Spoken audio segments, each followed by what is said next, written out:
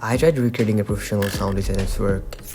Here's how close I got. At first, I analyzed every sound in the original. Then I revealed the impacts, transitions, and textures from scratch. After that, I mixed and balanced everything inside Fairlight to match the energy.